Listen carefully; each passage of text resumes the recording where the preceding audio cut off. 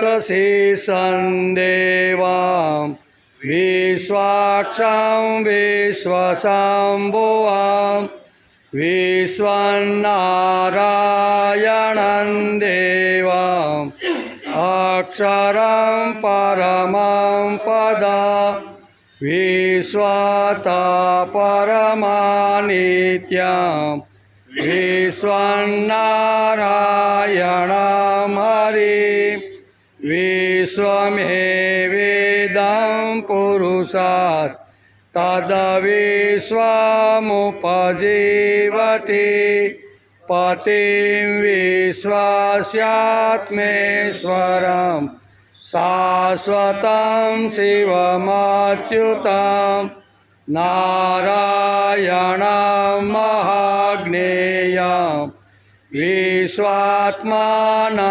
परायणं नारायण परो ज्योतिः आत्मा नारायण परा नारायण परं ब्रह्म तत्त्वनारायण परा नारायण परो ध्याता ध्यानन्नारायण परा यच्च किञ्चित् जगत् सर्वं दृश्यते श्रूयते वा अन्तर्बहिः सतः सर्वं व्याप्य नारायण स्थितः कवि समुद्रेन्द्रं विश्वशम्भुवां पद्मकोशा प्रतीकाशं हृदयं चाप्यधोमुखम्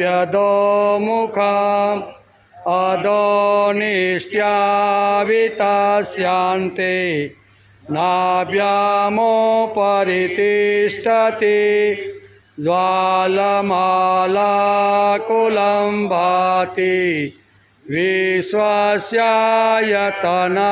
महत् सन्ततं शिलाभिस्तु लम्बत्याकोशसन्निभां तस्यां सूक्ष्मं तस्मिन् सर्वं प्रतिष्ठितं तस्य मध्ये महानग्निः विस्मर्तिर्विश्वतो मुखः सोऽग्रभुग्विभजन्तिष्ठ नाहारमजरकवि तिर्यगुद्वामदशायि रश्मयस्तस्य सन्तता सन्तापयति स्वन्देहम्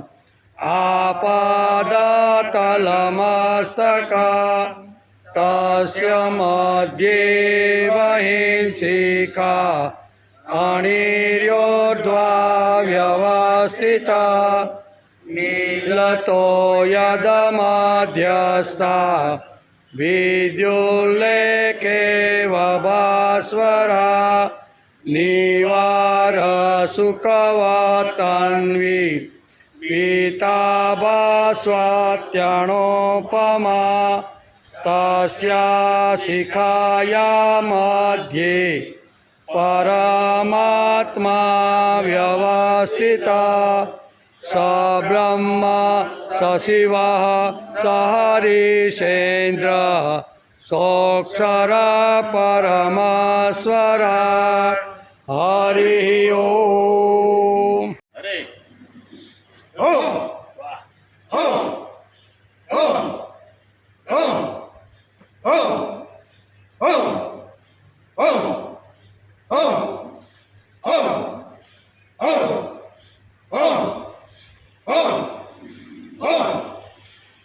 ओम ओम ओम ओम ओम ओम ओम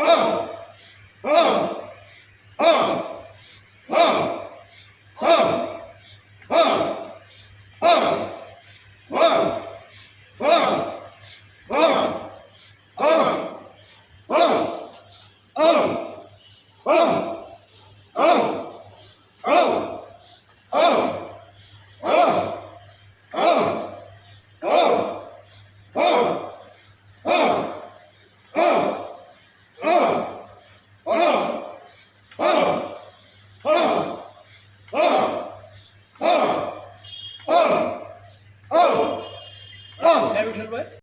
હાલો. ઓમ. ઓમ. ઓમ. ઓમ. ઓમ. ઓમ. ઓમ. ઓમ.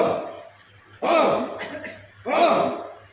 ઓમ.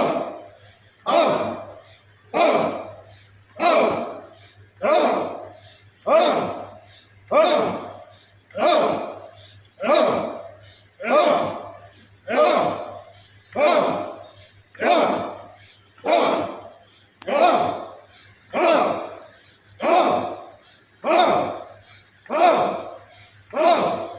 ઓમ. ઓમ.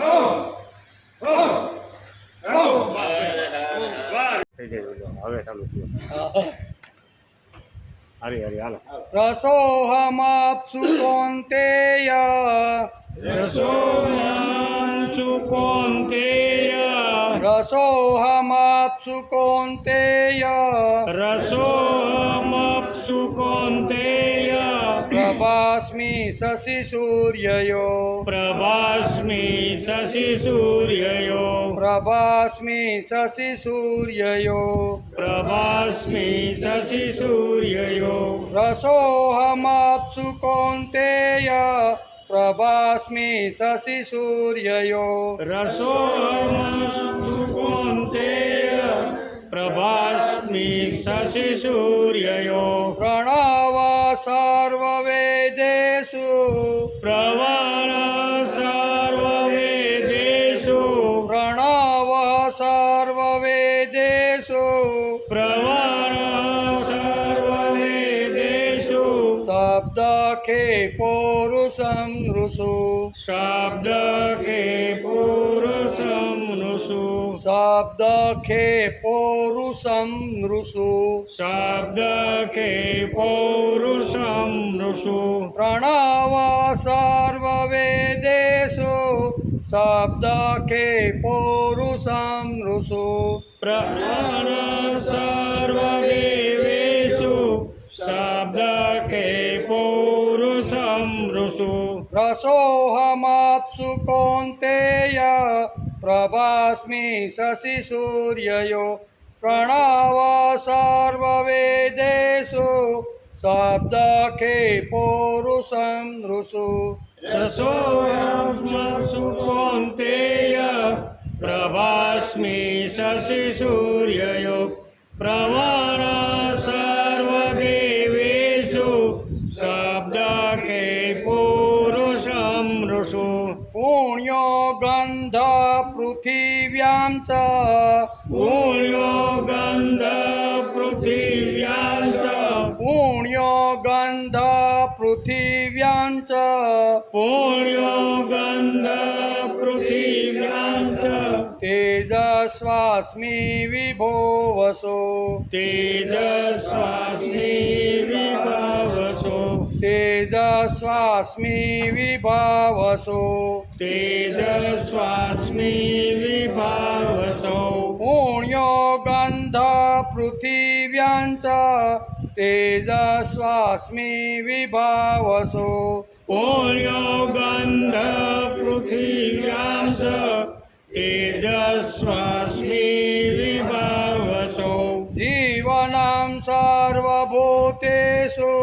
જીવનં સર્વભૂતેષુ જીવનં સર્વભૂતેષુ જીવનં સર્વભૂતેષુ તપસ્વાસ્મિ તપસ્વિષુ તપસ્વાસ્મિ તપસ્વિષુ તપસ્વાસ્મિ તપસ્વિષુ તપસ્વાસ્મિ તપસ્વિષુ જીવનં સર્વભૂતેષુ તપસ્વાસ્મિ તપસ્વિષુ જીવનં સર્વભૂતેષુ તપસ્વાસ્મિ તપસ્વિષુ પુણ્યો ગંધ પૃથિવ્યાં ચ તેજસ્વાસ્મિ વિભાવસો જીવનં સર્વભૂતેષુ તપસ્વાસ્મિ તપસ્વિષુ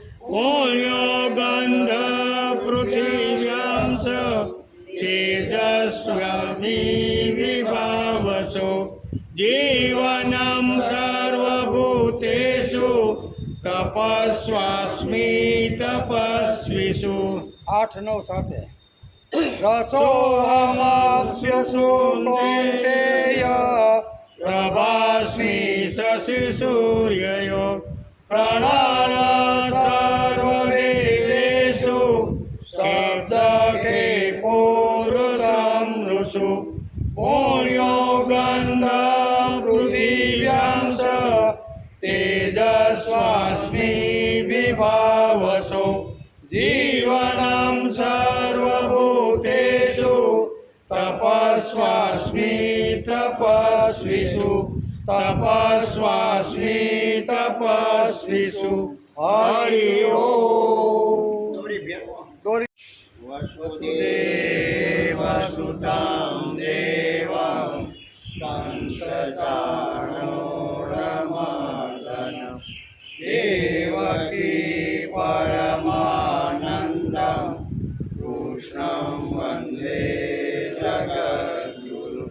गुरुर्ब्रह्मा गुरुर्विष्णु गुरुर्देवो महेश्वर गुरु साक्षात् परब्रह्म तस्मै श्री गुरुवे नमः नारायणं नमस्कृत्यं नरं चैव नरोत्तमं देवीं सरस्वतीं व्यासं ततो जयमुदीरये ततो जयमुदीरये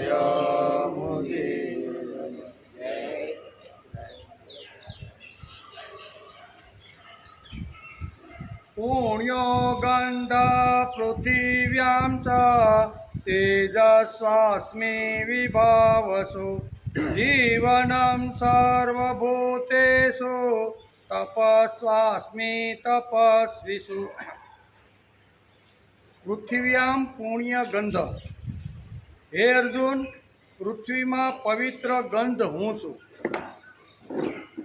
ચ એટલે અને વિભાવસો એટલે અગ્નિમાં તેજ અસ્મિ ચ અગ્નિમાં તેજ હું છું ચ એટલે તથા સર્વભૂતેષુ જીવનમ બધા પ્રાણીઓમાં જીવન એટલે કે શક્તિ હું છું ચ તપસ્વીષુ તપ અસ્મિ તપસ્વીઓમાં તપ પણ હું છું એમ ભગવાન આ શ્લોકની અંદર પોતાની વિભુ એટલે પોતાનું આખું જે સૌંદર્ય છે ને એ બતાવવાનો ભગવાન આ શ્લોકમાં પ્રયત્ન કરે છે.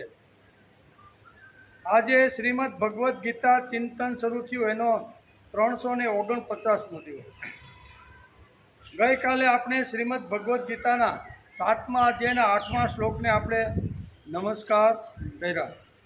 ભગવાન કહે છે કે હે કોંતે, જળમાં રસ હું છું, ચંદ્ર તેમજ સૂર્યમાં પ્રકાશ એટલે કે પ્રભા હું છું, બધા વેદોમાં ઓમકાર હું છું, આકાશમાં શબ્દ અને મનુષ્યમાં પુરુષાર્થ હું છું.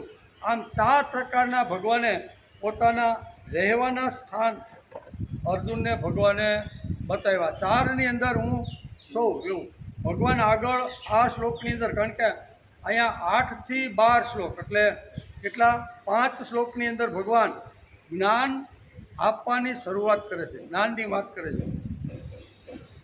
તેથી ધાર્મિક, નૈતિક, વ્યવહારિક અને આધ્યાત્મિક એવા જીવનના દરેક પ્રવાહમાં શ્રી કૃષ્ણના જીવનમાં પરસ્પર વિરોધી ભાવો ડગલે ને પગલે આપણે વાંચવા અને સાંભળવા મળે છે. એમનું જીવન અતિ ગુઢ છે. માનવ દેહ ધારણ કરનાર, માનવી મર્યાદાઓ પાળનાર અને માનવ નિયમોની મર્યાદાઓને માન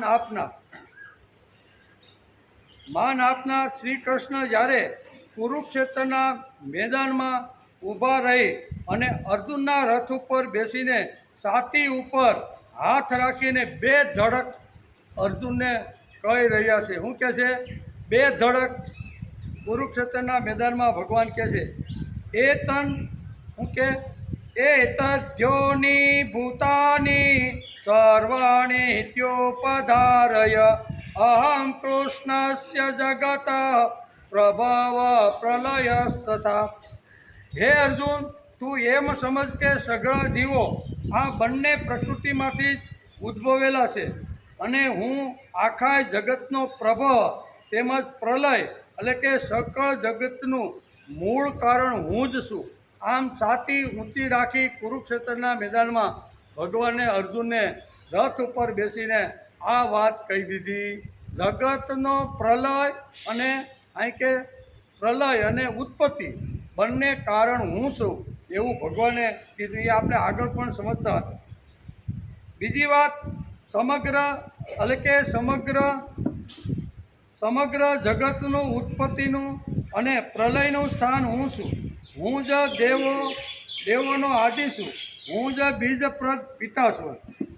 ભલભલા બુદ્ધિમાનોની બુદ્ધિ ચક્કર ખાઈ જાય એવી વાત ભગવાન કરે છે. હું બુદ્ધિમાનોની બુદ્ધિ ચક્કર ખાઈ જાય એમ ભગવાન છાતી ઉપર રાખી કુરુક્ષેત્રના મેદાનમાં રથમાં બેસીને અર્જુનને કહેશે કે હે અર્જુન, આ જગતનું ઉત્પત્તિનું કારણ પણ હું છું અને આવી રીતનું પ્રલયનું કારણ પણ હું છું.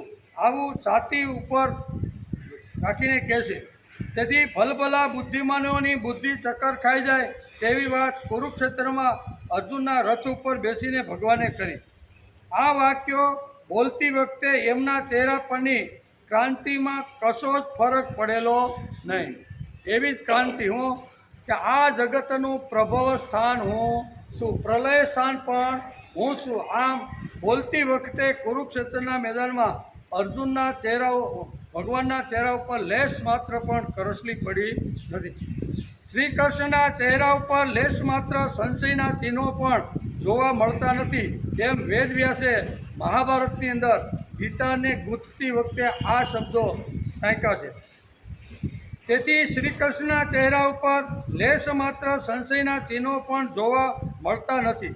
આમ માનવ દેહ ધારણ કરેલો હોવા છતાં બે ધડક કહે છે. હું માનવ દેહ ધારણ કર્યો હોવા છતાં અહીંયા અર્જુનના રથ ઉપર બેસીને બે ધડક કહે છે કે હું જ આ જગતનો ધારણ કરનાર અને પ્રલય કરનાર હું છું. માનવ દેહ ધારણ કર્યા પછી પણ આટલી હિંમત અને આટલી વાત ભગવાન કહે છે.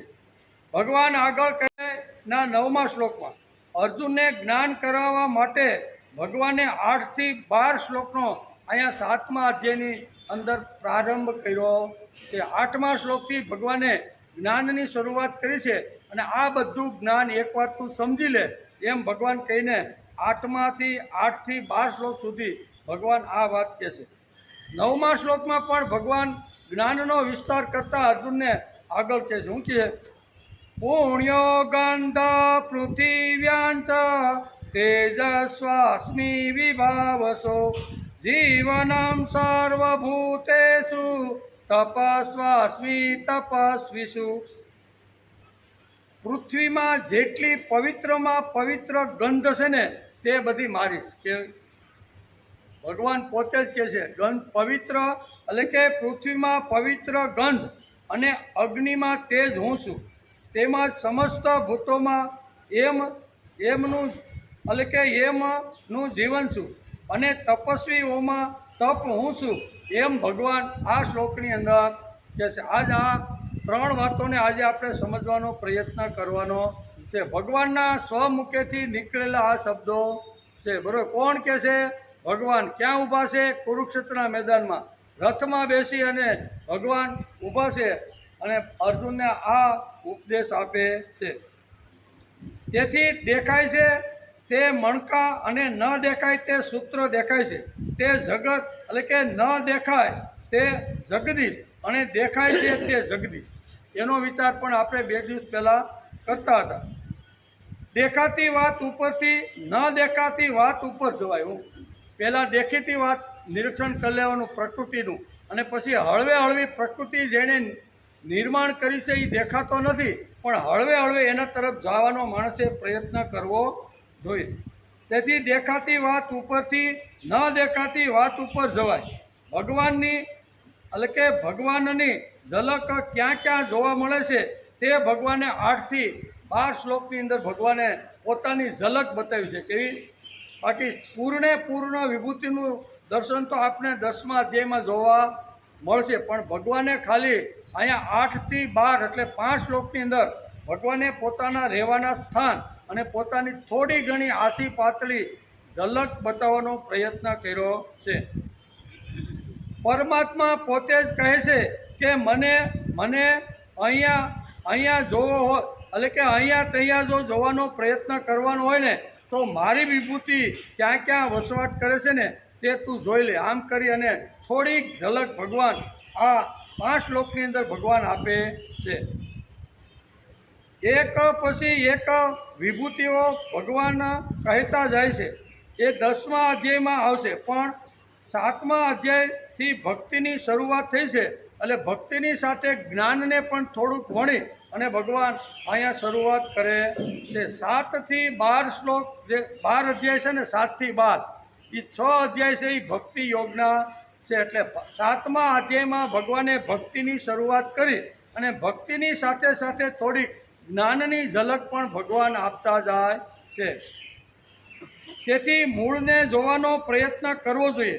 બહાર દોડધામ કરો તો પ્રચાર દેખાય, વિચાર દેખાય ને અંદર જોવાનો માણસે પ્રયત્ન કરવો જોઈએ. મૂળ જો બરોબર વ્યવસ્થિત હોય, પૃથ્વી માતાનું બંધન બરોબર સ્વીકારી અને ઊંડે ગયું હોય ને તો શું કહેવાય વૃક્ષોની અંદર ફળ ફૂલ લાગે છે. વૃક્ષ લીલુંછમ દેખાય છે એનું કારણ છે, એનું કારણ મૂળ છે. મૂળ જો વ્યવસ્થિત અને બરોબર અંદર ખૂપી ગયેલું હોય અને ધરતી માતામાંથી પોષણ જો લેતો હોય ને તો એના ઉપર ફળ ફૂલ લાગે. એટલે મૂળને જોવાનો પ્રયત્ન કરવો જોઈએ. આપણે બધા છે ને જોઈએ છીએ બહારના મૂળ ઉપરની જે ડાળ છે, ડાકલી છે, અહીંયા ફળ છે, ફૂલ છે, એને જોવાનો પ્રયત્ન કરીએ છે. શ્રીમદ ભગવદ્ ગીતા કહે છે કે આ બધું તો જોવાનું જ. બહારની જે પ્રકૃતિ છે, બહારની જે સૃષ્ટિ છે ને એને તો નમસ્કાર કરવાના જ, પણ એમને જેણે ટકાવી છે એ જે મૂળિયું છે ને એ ઊંડું ધરતીની અંદર ઊંડું ગયો છે એનો પણ માણસે વિચાર કરી લેવો જોઈએ. અને મૂળ એટલે જ ભગવાન. તેથી 15મા અધ્યાયમાં આવ્યું છે ઉર્ધ્વ મૂળ અધ શાખા. કેવું ભગવાન કહે છે કે આ સૃષ્ટિનું મૂળ હું છું. કેવું અને એ 15મા અધ્યાયમાં ભગવાન કહેવાના છે. તેથી મૂળને જોવાનો પ્રયત્ન કરવો જોઈએ. બહાર દોડધામ કરો તો પ્રચાર દેખાય, વિચાર દેખાય નહીં. વિચાર માણસને અંદરથી બદલી નાખે. બહારથી ગમે તેટલી પ્રતિજ્ઞાઓ લેવડાવવામાં આવે, હાથમાં પાણી લઈને કોઈ મહારાજ કહે કે તમારા બાપા હવે 80 વર્ષ થઈ ગયા છે અને હવે તમે માવા તમાકુ પાન છોડો તો સારું, હાલો અમારે ત્યાં આવ્યા છો ને તો પ્રતિજ્ઞા લ્યો, કંઈક સંકલ્પ કરો. એ પરાણે મહારાજ જો એને સંકલ્પ કરાવે તો શું થાય, મહારાજ વયા જાય, 2-5 દિવસ સુધી ન લે, કઠણ થઈ જાય અને પાછી બીડી ચાલુ થઈ જાય. અંદરથી માણસને વિચાર આવે કે વિશ્વને ચલાવવાળી શક્તિ મારી અંદર આવીને બેઠી છે. વિશ્વંભર જો મારી અંદર આવીને બેઠો હોય તો મારે આ શરીરને કચરા પેટી બનાવવી જોઈએ.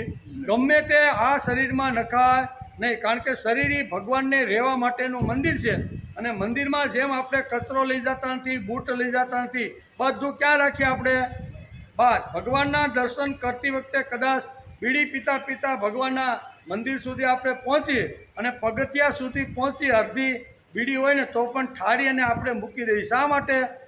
હું ભગવાનના દર્શન કરવા માટે જાઉં છું, તેથી ભગવાનને ગમે તેવી વસ્તુ મારે અપાય નહીં. એટલે બીડી ગમે તેટલી આમ લગ્ની લાગી હોય ને પણ પહેલાં પગથિયે પહોંચતા પહેલાં એ બીડીને ઓલવી નાખે. શા માટે? તો કે ભગવાનને આ વસ્તુ ગમતી નથી. એમ આપણા શરીરની અંદર રહેલો જે વિશ્વંભર છે એનો જો માણસ વિચાર કરે ને એ વિચાર જો અંદર દ્રઢ થાય તો માણસના વ્યસનો આવી રીતના ઓછા થાય. પ્રતિજ્ઞા લેવડાવવાથી 2, 5, 15 દિવસ કે મહિનો સુધી હાલે અને પછી પાછા એના મિત્રો મળે કે લે ની ભાઈ એ મારા તો કે કહેવાય લે થોડી. અંદરનું જે તત્વ છે ને એને સંભાળવાની વાત શ્રીમદ ભગવદ્ ગીતા કરે છે. તેથી કહે છે એટલે કે વિચાર માણસને અંદરથી બદલાવે છે. કેવું વિચાર માણસને અંદરથી બદલાવી નાખે છે. વાલીઓ અંદરથી બદલો એટલે વાલ્મીકી ઋષિ થયા. બહારથી કદાચ અહીંયા નારદ મુનિએ ગમે એટલું સારું આમ કર્યું હોત તો થાય નહીં, પણ એને અંદરથી લાગ્યું કે વાત તો અહીંયા નારદ મુનિએ બહુ સરસ મને વાત કરી છે એ જીવનમાં લાવવા જેવી. એમ અંદરથી એને લગ્ની લાગી અને પછી લગ્ની લાગ્યા પછી શું થયું, બધું જે કાંઈ ખરાબ કૃત્યો હતા, ક્રૂર આવી રીતના લોકોને લૂંટવાના, મારવાના, જે કાંઈ લઈ લેવાના, આ બધું બંધ થયું કે નહીં? અંદરનો જો વિચાર બદલે તો માણસ બદલે. બહારથી ગમે તેટલો રોગ રગાન કરવામાં આવે પણ 2-5 દિવસે હતો ને એવો થઈ જાય.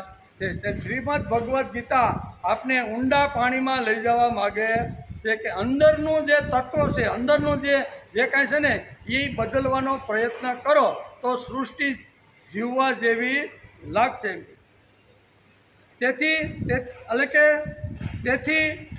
તેની ખબર જે બદલાતો જાય હોય તેને જ ખબર પડે.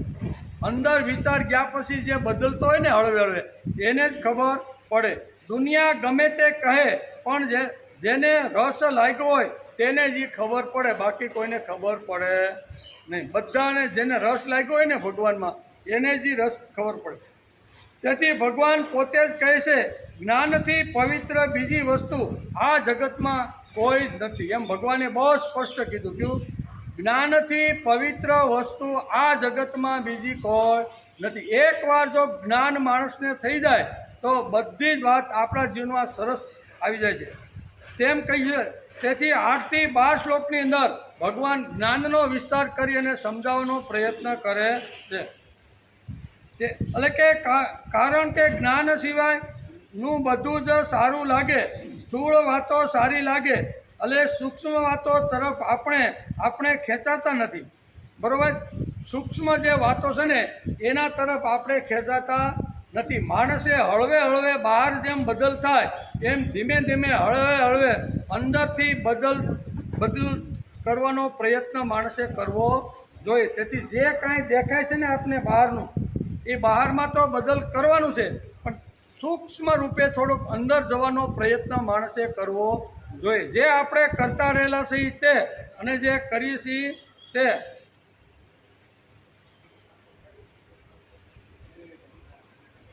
જ્ઞાન સૂક્ષ્મ છે.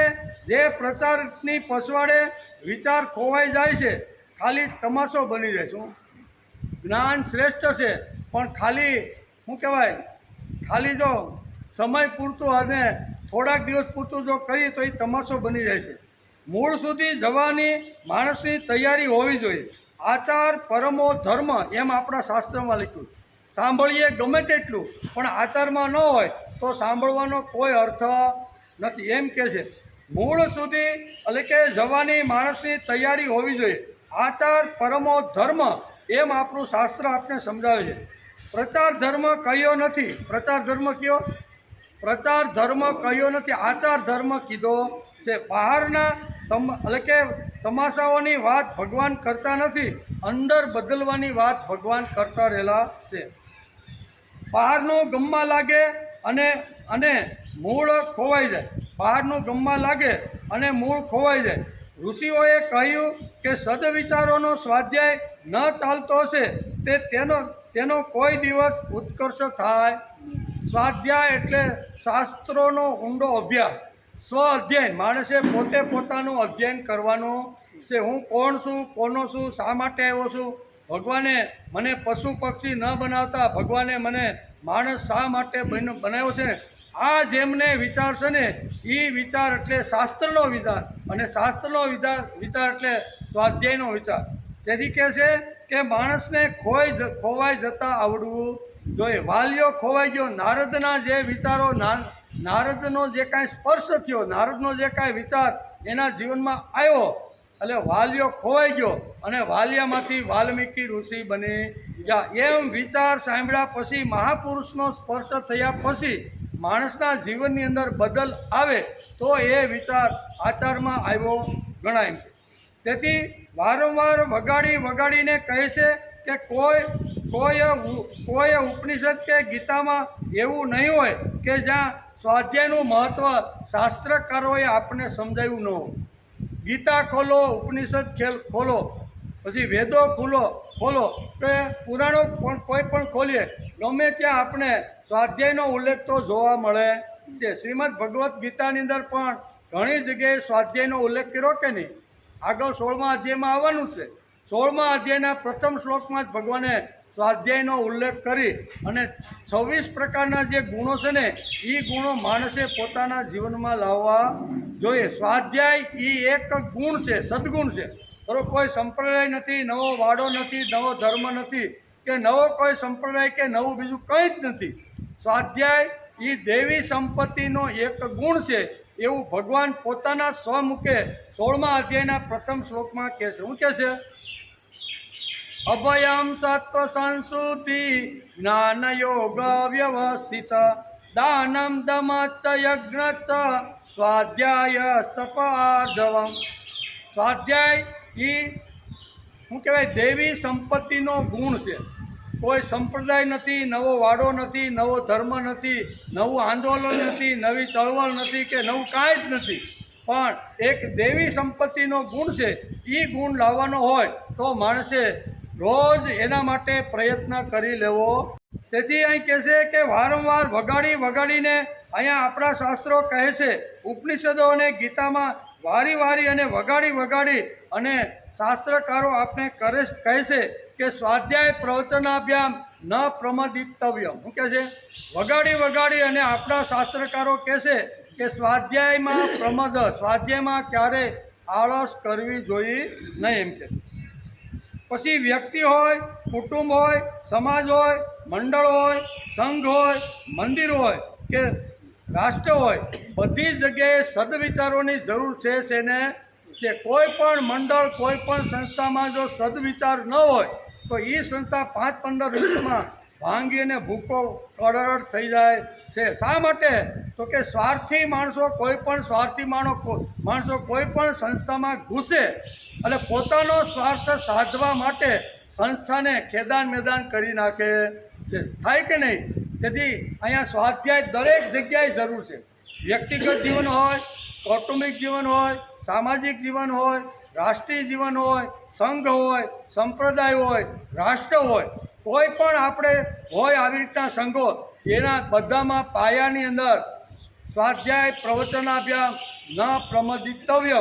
આમ આપણું શાસ્ત્ર વારંવાર વગાડી ઢોલ પીટીને વારંવાર દરેક આપણા ઉપનિષદ જોવો, પુરાણો જોવો, વેદ જોવો, ઉપનિષદો જોવો, ગીતા જોવો, બધામાં સ્વાધ્યાયનો ઉલ્લેખ ભગવાને અને શાસ્ત્રકારોએ કરેલો છે. તેથી ખાલી નગારાઓ વગાડીને રાષ્ટ્ર જાગતું નથી. હવે તો નગારા કેવા ઓટોમેટિક આવી ગયો છે. જૂના કાળમાં આખું ગામ ભેગું થાય, આખું ગામ શાંતિથી સાંજનો સમય હોય, ખેતરેથી બધા આવી ગયા, હાથ પગ ધોઈ અને બધા પહેલાં મંદિરે આવે, મંદિરે ભેગા થાય, ઝાલર હોય અથવા નગર હોય, ધીમે અવાજે આવી રીતની આરતી થતી હોય અને પછી ભગવાનને નમસ્કાર કરીને પછી પોતાના ઘેરે જતા. હવે તો મહારાજ એક જ હોય. તમે કોઈ પણ ગામડાના મંદિરમાં જાઓ તો પૂજારી એક જ પૂજા કરતો હોય. હવે પૂજારી પૂજા કરે અને ઝાલર અને નગારવા વગાડવાળા કોઈ જો ન હોય તો પછી શું કરવું પડે? તો પછી આ બધું વિજ્ઞાન લાવવું પડે કે નહીં? એમાં એક મૂકી ગયો ને 10,000નું સાધન લઈ એટલે આમ સાપ પાડો એટલે આ બધી નગારા ઝાલર વગડે એટલે મહારાજ પછી આમ ધૂપિયું લઈ અને કરી. આવું છે કે નહીં? તેથી શાસ્ત્રકારોએ કીધું છે કે કોઈ પણ ક્ષેત્રની અંદર જો સદવિચાર જો નહીં ઘૂસાડીને તો એ સંસ્થા ભાંગીને ભૂકો થઈ જશે. લાખો ને કરોડો રૂપિયાના મંદિરો બનાવ્યા છે, પણ મંદિરની અંદર સવાર સાંજે નમસ્કાર કરી અને પોતાનો ધંધો, નોકરી કે ખેતરે જે જવું જોઈએ ને એ પ્રણાલિકા જૂના કાળમાં હતી તો એ બધી અત્યારે લુપ્ત થઈ ગઈ કે નહીં? તો કરોડો રૂપિયાના મંદિર બાંધવાનો અર્થ શું ભાઈ? ગામની અંદર આવા સ્થાન દેવતાને બેસાડી 3 દિવસ યજ્ઞ કરી પ્રતિષ્ઠા કરી અને ભગવાનને અમે બોલાવ્યા છે અને ભગવાનને બોલાવ્યા પછી અમે જો જાતા ન હોય તો ભગવાન ત્યાં રે ખરો? ભગવાન ક્યાં હું આ પસેડી ખંભે નાખી, બરોબર? તું જો ન આવવાનો હોય તો પછી પૂતળું રે ખાલી. હું પેશીઓને શું કહેવાય એમાં પ્રાણ હોય નહીં. પ્રાણ ક્યારે હોય? આખું ગામ પોતાનો ભાવ વ્યક્ત કરવા માટે 5-15 મિનિટ કે અડધો કલાક દિવસ દરમિયાન કાઢીને ભગવાનની સામે બેસે. ભગવાન, આખા દિવસ ખેતરમાં કામ કર્યું, તારી કૃપાથી ખૂબ સરસ રીતે મને કામ કરવાની ઉત્સાહ, સ્ફૂર્તિ અને ચૈતન્ય મળ્યું. એ તારી કૃપા હતી, તારું સાનિધ્ય હતું, તું મારી સાથે હતો ને તેથી ખેતરમાં મેં સારી રીતે કામ કર્યું છે. આમ ભગવાનને કહેવા માટે રોજ મંદિરમાં લોકો જતા હતા. સાંજ પડે ભગવાનની પાસે જાય અને જતી વખતે કે ભગવાન હું મારા ખેતરે જાઉં છું, તું મારી જોડે છો ને એટલે જ હું ખેતરે જાઉં છું. તું જો રામ રામ કરી દે ને તો આઈ નાય 4 જણાના ખંભે જવાની તૈયારી થાય કે નહીં.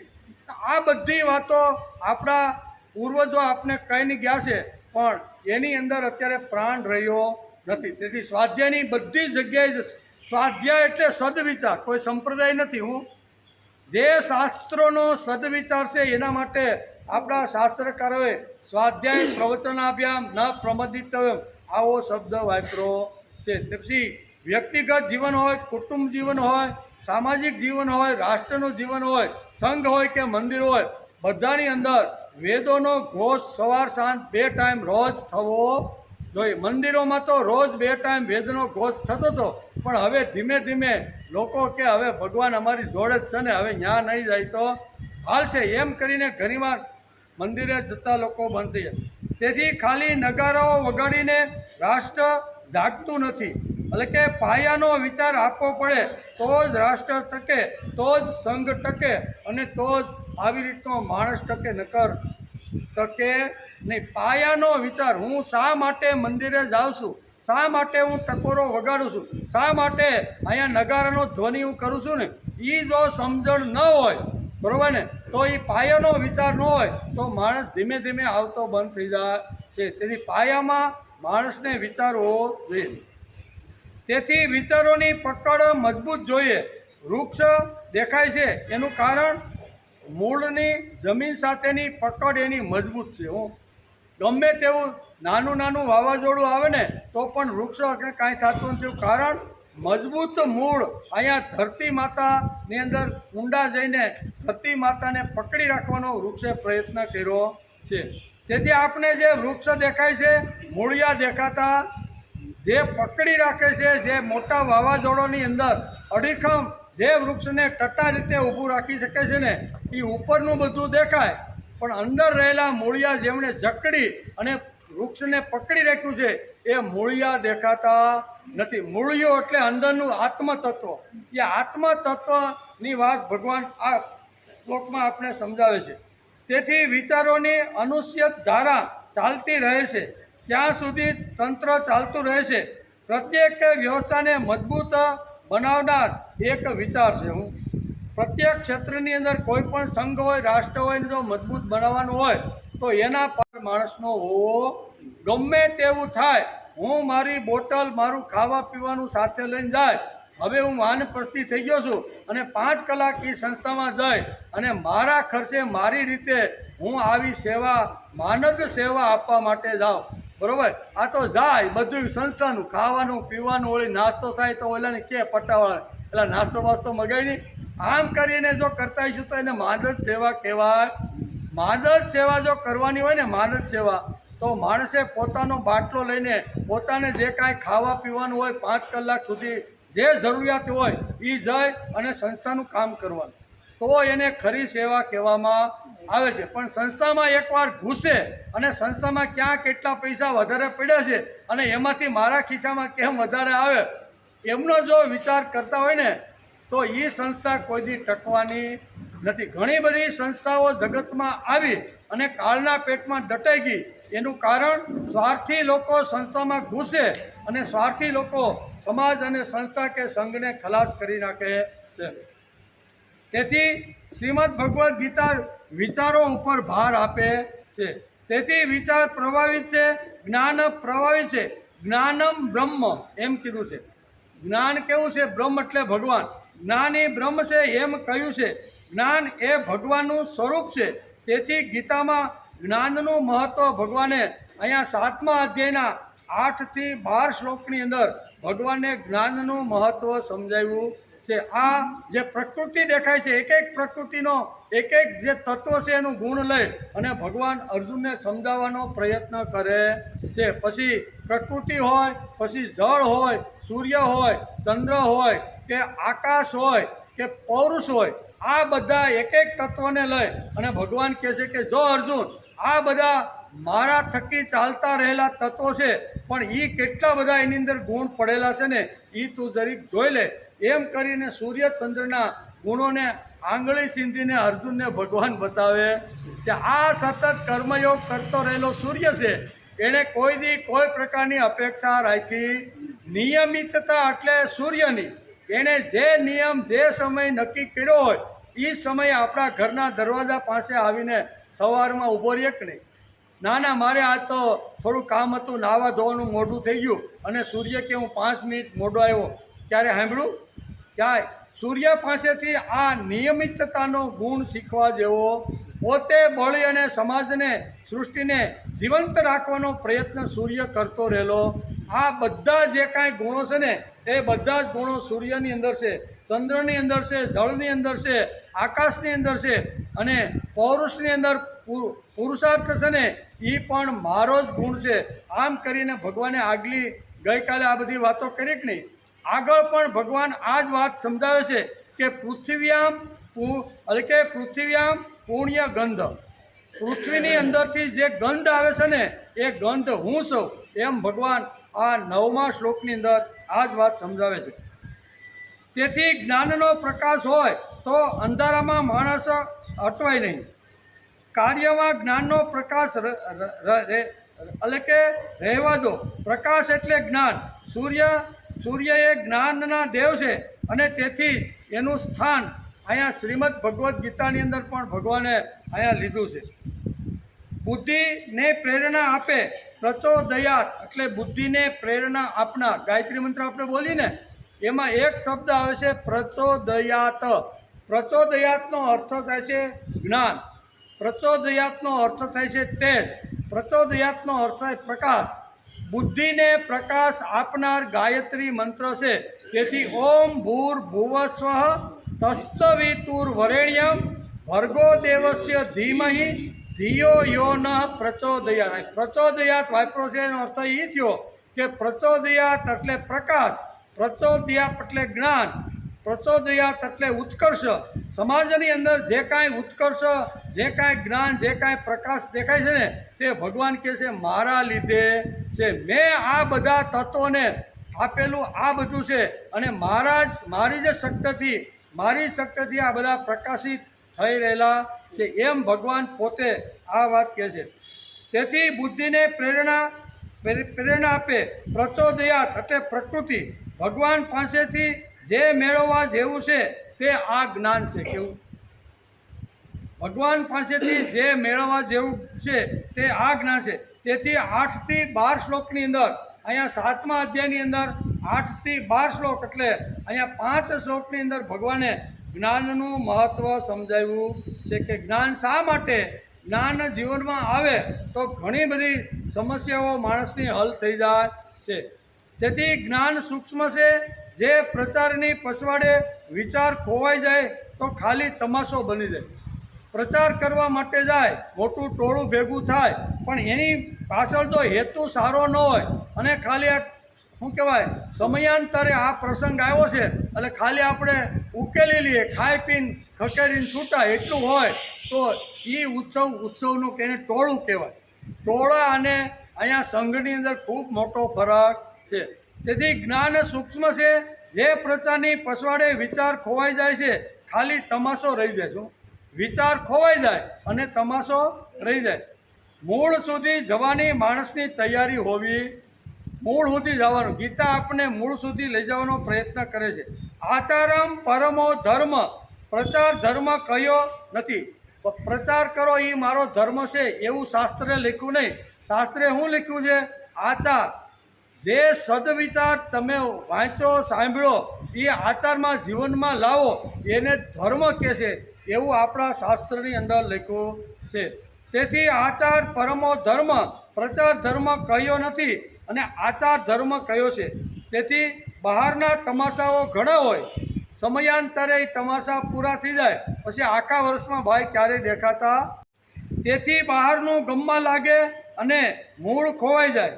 ઋષિઓએ કહ્યું જે સમાજમાં અને જે રાષ્ટ્રમાં સદવિચારોનો સ્વાધ્યાય ન ચાલતો હશે તેનો કોઈ દિવસ ઉત્કર્ષ અને વિકાસ શક્ય નથી. સ્વાધ્યાય એટલે સદવિચાર, સ્વાધ્યાય એટલે સત્કર્મ, સ્વાધ્યાય એટલે હું કોણ છું, કોનો છું, શા માટે ભગવાને મને મોકલો, નાહમ પશુ નાહમ પક્ષી અહમ મનુષ્ય, હું પશુ નથી, પક્ષી નથી, હું મનુષ્ય છું. તો મનુષ્યની અંદર કયા કયા ગુણો લાવવા જોઈએ એનો જે વિચાર કરે છે ને એનું જ નામ છે સ્વાધ્યાય. સંપ્રદાય નથી, કોઈ નવો વાડો નથી, નવું આંદોલન નથી, નવી ચળવળ નથી, નવો કોઈ ધર્મ નથી કે નવી કોઈ આવી રીતે કોઈ વસ્તુ નથી. સ્વાધ્યાય એટલે સદ વિચારોનો પ્રચાર. સારી વાત હંમેશા લોકોના મનમાં અથવા મગજમાં જવી જોઈએ. તેથી ગમે તેટલો પ્રયત્ન કરે પણ જો માણસની અંદર સદવિચાર ન હોય તો એનો ઉત્કર્ષ કોઈ દિવસ થતો નથી. વારંવાર વગાડીને કહે છે કોઈ ઉપનિષદ કે ગીતામાં એવું નહીં હોય કે જ્યાં સ્વાધ્યાયનું મહત્ત્વ આપણા શાસ્ત્રકારોએ સમજાવ્યું. કોઈ વેદ હોય, ઉપનિષદ હોય, ગીતા હોય, પછી આપણા સ્મૃતિના કોઈ પણ ગ્રંથો હોય તો બધાની અંદર સ્વાધ્યાયનું મહત્ત્વ ભગવાને અને શાસ્ત્રકારોએ સમજાવ્યું છે.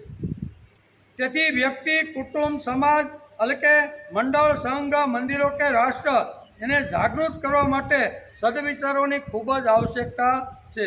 ખાલી નગારા વગાડીને રાષ્ટ્ર જાગૃત થતું નથી.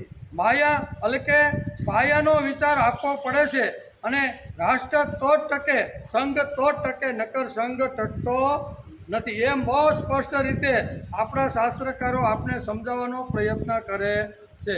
સૂર્ય પાસેથી મેળવવા જેવું હોય તો તે ચેતના છે. કેવું? સૂર્ય આપણે શું આપે છે? ચેતના. ચેતના એટલે પ્રકાશ. અંધકારમાંથી દૂર થવાનું હોય તો પ્રભુનો પ્રકાશ આવે તો માણસ આવી સૂર્ય પાસેથી મેળવવા જેવું આજ છે તે ચેતના મળે છે, જીવન મળે છે, પણ સાથે સાથે સમજદારી મેળવવાની ખૂબ જ જરૂરી છે.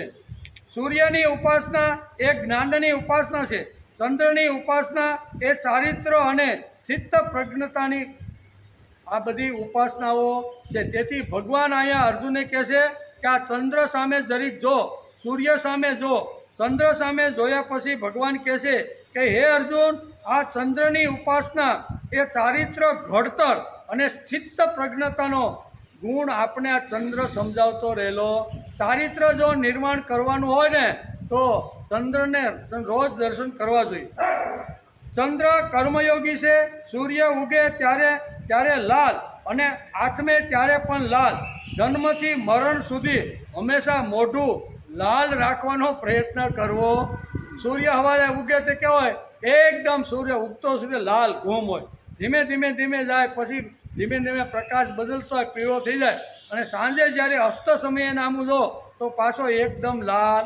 જન્મથી મરણ સુધી માણસ હંમેશા લાલ ટમેટા જેવો રહેવો જોઈએ. સુખ આવે, દુઃખ આવે, યશ મળે, અપયશ મળે, હાનિ થાય, લાભ થાય, કોઈ માન આપે ન આપે, કોઈ પૂતલી કરે, પણ હંમેશા માણસ સૂર્ય જેવો રહેવો જોઈએ. હંમેશા મોઢું માણસનું લાલ ટમેટા જેવું હોવું જોઈએ. એમ સૂર્યની ઉપાસના કર્યા પછી સૂર્ય પાસેથી આ ગુણ લેવાનો છે. તેથી જન્મથી મરણ સુધી માણસનું મોઢું લાલ રાખવું જોઈએ. આ શક્ય ક્યારે થાય? તો કે સારું જીવન જીવા હોય તો. નકર તો વાતમાં માણસનું મોઢું બગડી જાય કે નહીં? કેમ બાપા હવે આવતા બંધ થઈ ગયા? અહીંયા મોબાઈલની બહુ વાત કરે છે ને, એટલે મને મોબાઈલ મુકાય નહીં ને ભાઈ, એટલે હું હવે આવતો નથી. ઘણીવાર આવું થાય કે ન થાય? એટલે અહીં કહે છે સૂર્યની ઉપાસના એટલે કે આ શક્ય ક્યારે થાય? તો કે સારું જીવતા આવડ્યું હોય તો. તેથી સમગ્ર જીવનમાં ચહેરા ઉપર લાલી હોવી જોઈએ. જન્મથી અંત સુધી ચહેરા ઉપર લાલી હોવી જોઈએ. સૂર્યની ઉપાસનાથી લાલી આવે.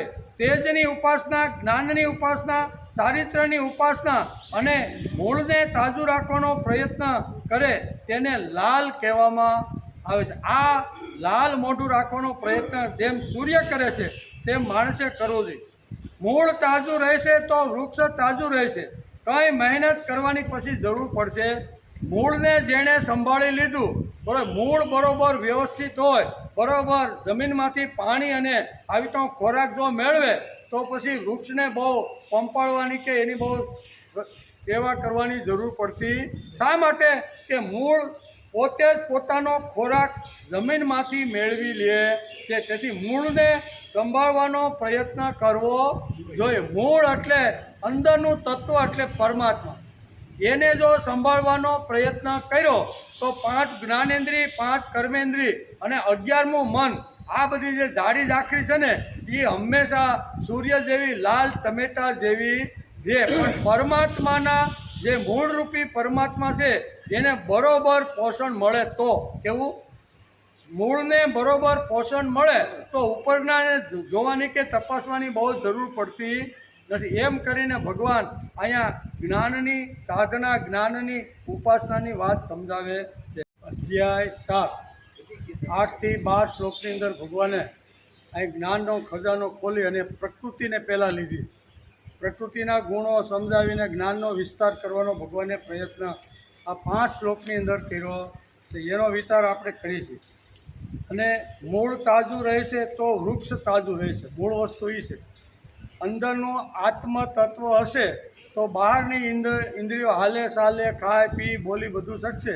પણ આત્મ તત્વ જો અંદર ખલાસ થઈ ગયું છે અને રજા લઈને જો એમાંથી નાસી ગયું છે તો ગમે તેટલી ઇન્દ્રિયો પાવરફુલ હોય, આંખ, કાન, હાથ, પગ ગમે એટલી જબરજસ્ત શક્તિશાળી હોય, પણ અંદરનું તત્વ જો વિદાય લઈ લે તો પછી ઇન્દ્રિયો કંઈ કરી શકતી નથી. એમ મૂળની અંદર મૂળ જો મજબૂત હશે, મૂળ જો પાવરફુલ હશે, શક્તિશાળી હશે અને ધરતી માતાના પેટાળમાંથી પોતાનું પોષણ મેળવી અને જો વૃક્ષો ઉપર જો આવી વૃદ્ધિ જો કરતું હશે ને તો પછી વૃક્ષના ઉપરની ડાળી ડાકરને કાંઈ વાંધો આવશે નહીં. પણ મૂળ જો મજબૂત નહીં હોય તો ઉપર ધીમે ધીમે ધીમે બધું હુકાવા લાગે કે નહીં.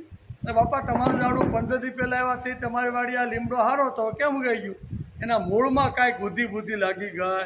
મૂળ જો ખલાસ થાય તો ઉપરનો જે ઝગમગાટ છે ને એ બધો ખલાસ થઈ જાય કે નહીં.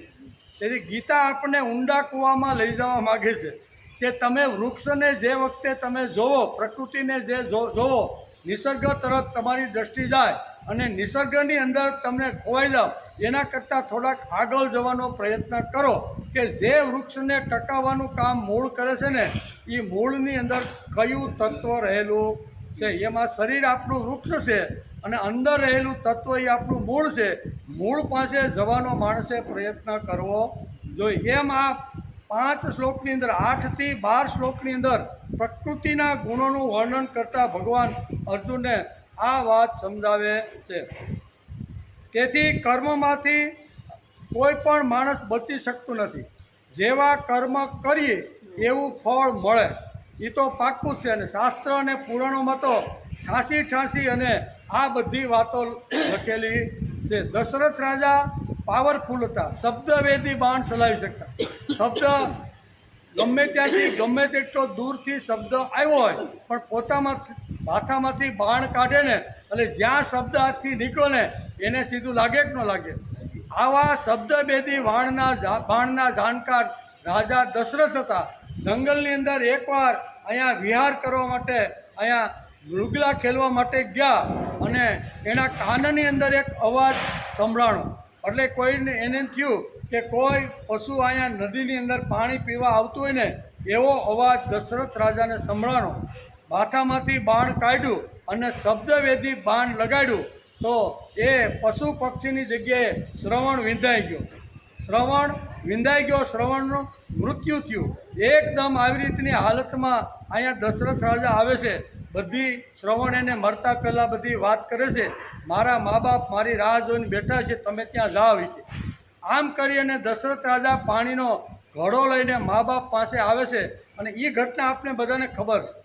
અને એ જે એનો વલોપાત હતો, એની જે કરુણા હતી, એ દશરથ રાજાને બોલીને આ વૃદ્ધ આ જે મા બાપ હતા ને એ કેવા શબ્દ બોલતા હતા ને એ બધી વાતો અહીંયા દશરથ રાજા બરોબર સાંભળે છે. કરેલું કર્મ ગમે ત્યારે માણસને છોડતું નથી. ભગવાનનો બાપ કેમ ન હોય? ભગવાનના બાપને પણ કરેલું કર્મ છોડતું નથી. દશરથ કોણ હતા? ભગવાનનો બાપ. પણ મરતી વખતે દશરથના અહીંયા ભીતની ઉપર શ્રવણ આવ્યો, વિંધાયેલો શ્રવણ, વલોપાત કરતો શ્રવણ, હાથમાં માટલી લઈ અને એના મા બાપ પાસે જાય છે ને અને એના મા બાપનો રો કકળાટ અહીંયા દશરથ રાજા મરતી વખતે આ ભીત ઉપર એનું આખું ચિત્ર ખડું થઈ ગયું. કર્મ કોઈને છોડતું નથી. ભગવાનનો બાપ આવે ને તોય કરેલું કર્મ તો માણસે ભોગવવું પડે છે. તેથી કર્મ ઉપર વધારે ધ્યાન રાખવાનું. એવું ખરાબ કર્મ ન થાય કે જે મરતી વખતે આપણને એટલી વેદના અને એટલું બધું દુઃખ ન પડે, એવા કર્મ ક્યારેય કરવા જોઈએ નહીં. શ્રીમદ ભગવદ્ ગીતા આપણે અહીંયા સુધી લઈ જવાનો પ્રયત્ન કરે. પ્રકૃતિનું દર્શન કરાવી, નિસર્ગનું દર્શન કરાવી, પ્રકૃતિના જે કાંઈ ગુણો છે ને એ ગુણો સમજાવીને અર્જુનને ભગવાન આ બધી વાતો સમજાવવાનો પ્રયત્ન કરે છે. એ અહીંયા 5 શ્લોકની અંદર 7મા અધ્યાયના 8 થી 12 શ્લોકની અંદર સુંદર મજાની જ્ઞાનની વાતો ભગવાન અત્યારે અર્જુનને સમજાવી રહ્યા છે. તેથી અહીં કહે છે, કર્મમાંથી દશરથ રાજા પણ છૂટ્યા નથી. આકાશમાં બધું રેકોર્ડ થાય છે. કેવું? જે કાંઈ કર્મ કરીએ, જે કાંઈ શબ્દ બોલીને આપણે એ આકાશમાં રેકોર્ડ થાય છે. રેકોર્ડ તો હું હવે તો સીધું આ શું કહેવાય, લાઈવ થઈ જાય છે. રેકોર્ડ તો પહેલાં હાલતું, પણ હવે તો લાઈવ થઈ જાય છે. ગમે ત્યારે બટન દબાવો અને અહીંયા કહે છે કે હર્બોલે ફાર્મમાં તમે આવી રીતના 14ના દિવસે કઈ વાત કરી હતી ને, એ 2-5 વર્ષ પછી જો કર્યું તો લાઈવ આવે કે ન આવે? લાઈવ થાય છે. એટલે અહીં કહે છે કે આકાશમાં બધું રેકોર્ડ અને લાઈવ થાય છે. તેથી વિડીયો આપણો બધાનો ઉતરે છે. તેથી બોલતી વખતે ખાસ માણસે ધ્યાન રાખવું. ગમે તેવા શબ્દો મોઢામાંથી ન નીકળે, કારણ કે શબ્દ એ બ્રહ્મ છે. ગઈકાલે આપણે જોતા હતા ને કે ભગવાને કીધું આકાશની અંદર જે શબ્દ છે ને એ મારું રૂપ છે. એટલે શબ્દ કોઈ દિવસ મરતો નથી, આકાશની અંદર ઘૂમે છે. આપણી પાસે જો એ મશીન હોય ને તો આકાશમાં ફરતો રહેલો શબ્દ આપણે એનો પકડી શકીએ કે નહીં? દિલ્હીની અંદર જે કાંઈ અત્યારે વાત થતી છે, જે કાંઈ થતું છે એ આપણે અહીંયા મોબાઈલ અને લાઈવ દિલ્હીને આપણે જોઈએ તો દિલ્હીની અંદર જે કાંઈ થાય છે એ આપણે લાઈવ જોઈ શકીએ કે નહીં? હવે બોલે છે દિલ્હીમાં અને લાઈવ થાય છે સુરતમાં. એનું કારણ કે એ શબ્દ જ્યાં બોલાણો એ નાશ પામતો નથી. મશીન આપણી પાસે સાધનો એવા હોવો જોઈએ કે ત્યાંથી એને પકડે, એ પકડી અને આખા વેવ તમે જ્યાં અહીંયા 500 કિલો કે 700 કિલોમીટર દૂર બેઠો છો ત્યાં એ તમારામાં પાછો શબ્દ પકડાય કે ન પકડાય? શબ્દ કોઈની ખલાસ કે મરતો નથી. તેથી શાસ્ત્રકારો કહે છે કે હંમેશા બોલવામાં ખાસ કાળજી રાખવી જોઈએ એમ કે. તેથી પુણ્યો ગંધમ પૃથ્વ્યામ, બહુ સરસ ભગવાને આ શ્લોકની અંદર કીધું છે. પુણ્યો ગંધમ પૃથ્વી, પહેલો શબ્દ ભગવાને અહીંયા આ શ્લોકની અંદર વાપર્યો છે. પુણ્યો ગંધ પૃથ્વ્યામ, ગંધ એ પૃથ્વીનો ગુણ છે. પુણ્યો ગંધ, ભગવાને આ શબ્દ વાપર્યો છે. ખોદે તેને પાણી મળે અને ખેડે તેને અનાજ મળે. આ પૃથ્વી માતાનો ગુણ છે. કેવો? પૃથ્વી માતા ગંધવર્તી છે, સુગંધ સંગ્રહી રાખે છે. અને પહેલો વરસાદ પડે ને તો એ સુગંધ આવે કે ન આવે? સરસ મજાની આપણે અનુભવી કરીને બધા બેઠા છીએ. એટલે અહીં કહે છે, અહીં પહેલો શબ્દ ભગવાન પુણ્યો ગંધમ પૃથ્વ્યા. આ પૃથ્વી છે એ ગંધનો સંગ્રહ કરે છે, પણ એને એવું વાતાવરણ મળે એટલે એમાંથી સુગંધ નિર્માણ થાય અને માણસના નાક સુધી જાય કે નહીં? પહેલો પડેલું જ છે, સુગંધ તો અંદર પડેલી છે, પણ પહેલો જેવો વરસાદ પડ્યો, આ બહુ સરસ સુગંધ આવી. એ આવી ક્યાંથી ભાઈ? અંદર તો હતી. એટલે અહીં ભગવાન કહે છે કે પૃથ્વીમાં રહેલું જે પવિત્ર ગંધ છે, જીવનની ઉર્જાને, ચેતનાને ઉપર લઈ જાય, ચેતનાને નીચે લઈ જાય તે દુર્ગંધ, અને ચેતનાને ઉપર લઈ જાય તે સુગંધ. એટલે આટલો ફરક છે, સુગંધ અને દુર્ગંધ. ઘણીવાર આપણે બે વસ્તુ એક ઠેકાણે વાપરીએ. ગટર પાસે નીકળ્યા હોય ને તો બહુ સુગંધ આવે, એને સુગંધ કહેવાય નહીં, એને દુર્ગંધ કહેવાય. પણ બગીચા પાસેથી નીકળ્યા હોય તો સરસ મજાની આવી રીતે ગંધ ન કહેવાય, એને સુગંધ કહેવાય. આટલો ફરક છે કહેવાનો અર્થ. તેથી પવિત્ર જીવનો જેના છે તેનો અભ્યાસ માણસે કરવો. જે લોકો પવિત્ર છે, પવિત્ર જીવન જીવીને ગયા બરાબર, એવા લોકોનો અભ્યાસ માણસે રોજ વાંચવો જોઈએ, સાંભળવો જોઈએ, અથવા એનું મનન ચિંતન કરવું જોઈએ. તેથી પવિત્ર જીવનો જેમના બન્યા છે તેનો અભ્યાસ કરવો જોઈએ. પ્રહલાદ, નારદ, પરાશર, પુંડરીક, આ વશિષ્ઠ, વિશ્વામિત્ર, આ બધા પવિત્ર આત્માઓ છે. એ પવિત્ર આત્માના ચરિત્રનો માણસે થોડો ઘણો રોજ અભ્યાસ કરવો જોઈએ કે આ જીવ આટલા પુણ્યશાળી, આટલા પ્રભાવિત, આટલા શક્તિશાળી આ જીવો થઈને ભગવાનના લાડકા દીકરા કેમ બન્યા, એનો વિચાર માણસે રોજ કરવો જોઈએ. તેથી ભગવાન આવા લોકોનું સ્મરણ કરે.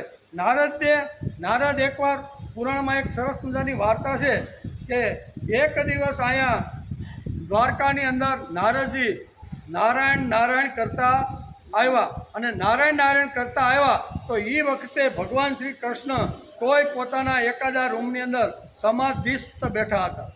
નારદ વિચાર કરે છે, મળતા મળતા એમની પાસે ગયા તો ભગવાન તો એકદમ આંખ બંધ કરી અને કોઈની અંદર લીન થઈ ગયા હોય એવું લાગે છે. એટલે એકદમ શાંતિથી બેઠા 5-15 મિનિટ પછી ભગવાનની આંખો ખુલી એટલે ભગવાનને સહજ રીતે નારદે પ્રશ્ન પૂછી લીધો કે ભગવાન અમે રોજ તમારું સ્મરણ કરીએ છીએ, રોજ તમને યાદ કરીએ, સંતો મહાપુરુષો રોજ તમને સ્મરણ કરી અને તમારું ધ્યાન ધરે છે, તમે આંખ બંધ કરીને કોનું ધ્યાન ધરતા હતા?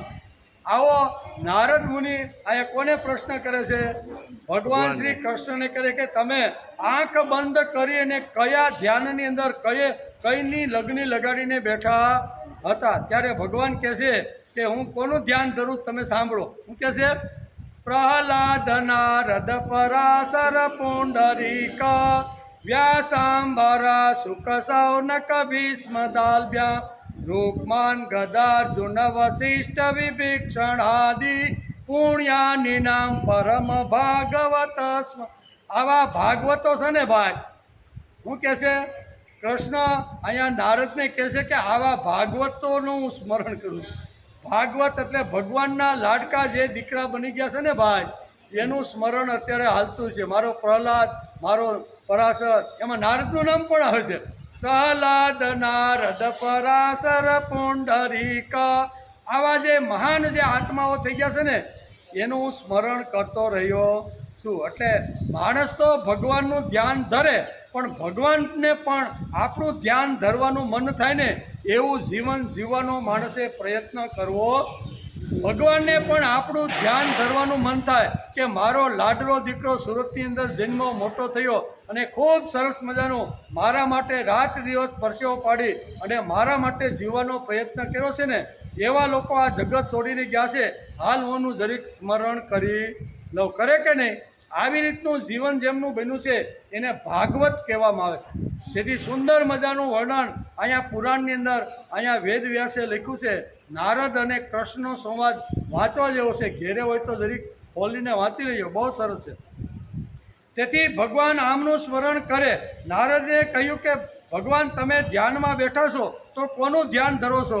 ત્યારે ભગવાન કહે છે, મારા લાડકા દીકરાઓ, મારા માટે જેણે પરસેવો પાડ્યો, મારા માટે જેણે ઇન્દ્રિયો ઘસી, મારા માટે જેણે વિત્ત ઘસી અને મને મારો વિચાર સમાજમાં ટકે ને એટલા માટે જેમણે પ્રયત્ન કર્યો છે ને આવા મારા લાડકા દીકરાઓને હું યાદ કરું છું. એટલે આપણું જીવન પણ ભગવાનને ક્ષણ માત્ર પણ ભગવાનને લાગે કે હાલ મારા દીકરાને યાદ કરી લો એવું લાગે એવું જીવન બનાવવાનો પ્રયત્ન કરવો જોઈએ.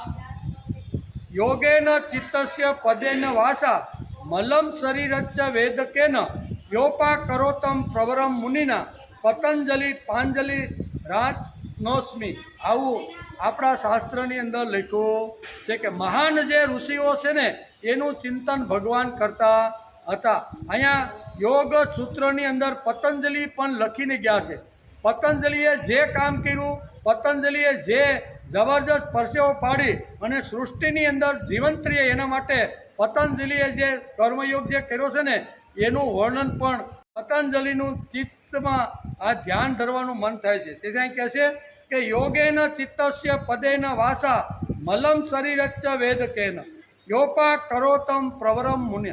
આવા જે મુનિઓ આ જગતની અંદર મારા માટે ઘસાઈ ગયા, મારું કામ કરી અને સૃષ્ટિને જીવંત રાખવાનો પ્રયત્ન કર્યો છે અને મારો વિચાર લઈને જગતમાં જે ફર્યા છે ને આવા મારા લાડકા દીકરાઓ છે એનું હું રોજ સ્મરણ ધ્યાન ધરતો રહેલો છું. એમાં અહીંયા પતંજલિનું નામ પણ આવેલું છે.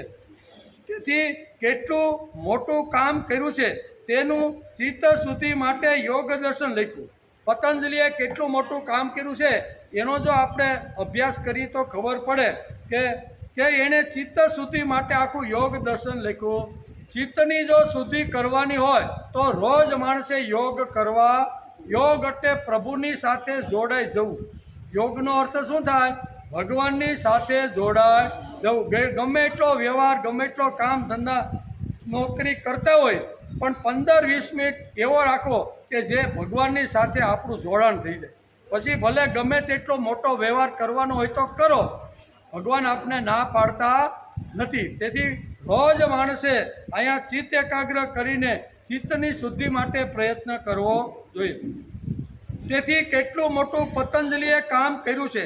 ચિત્ત શુદ્ધિ માટે એમણે યોગ દર્શન આખું લખ્યું. યોગ દર્શન આપણે વાંચી કોનું પતંજલિનું તો ખબર પડે કે ચિત્ત શુદ્ધિ માટે કઈ કઈ વાતો હોય છે, કેટલી વાતો હોય છે, ચિત્ત શુદ્ધ ક્યારે થાય, એની બધી જ વાતો યોગ દર્શનની અંદર પતંજલિ લખીને ગયા છે.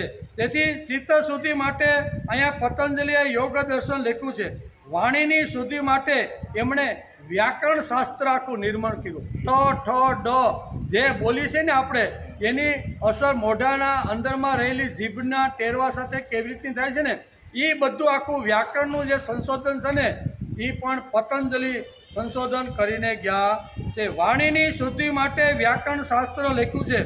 અને શરીરની શુદ્ધિ માટે મલ અને રોગ દૂર થાય તેના માટે વૈદ્યકીય શાસ્ત્ર લખ્યું. કેવું? 3 શાસ્ત્રો લખીને પતંજલિ આ જગતમાંથી ગયા.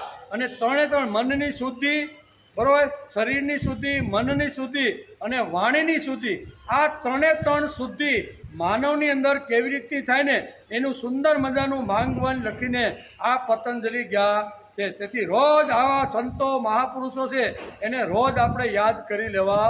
એક જ મહાપુરુષને રોજ 5-15 મિનિટ યાદ કરીએ કે આ મહાપુરુષે કેટલો કર્મયોગ કર્યો છે. આ મહાપુરુષની સુગંધ આ દિવસ સુધી આવે છે. અને પતંજલિ કોણ તે જ આજે ઘણાને ખબર નથી.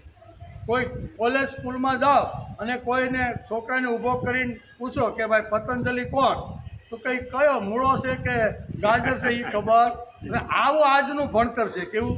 પતંજલિ કોણ છે એ એને હજી ખબર નથી. આવા ભણતરને બાળી જ દેવું જોઈએ કે છે. તેથી રામદાસ ગુરુ એટલે કે રામદાસ ગુરુ ક્યાં અને આજનો લે ભાગુ ગુરુઓ ક્યાં, બરોબર. 20% અમને આપો ને 80% પાછા લઈ જાઓ એટલે તમારું કાળું નાણું સફેદ થઈ જાય. આ જ ધંધો અત્યારે મોટા સંન્યાસીઓ મોટા ભાગના આશ્રમો બાંધીને આ જ ધંધો કરે છે. રામદાસ સ્વામી થઈ ગયા જે શિવાજીના ગુરુ હતા.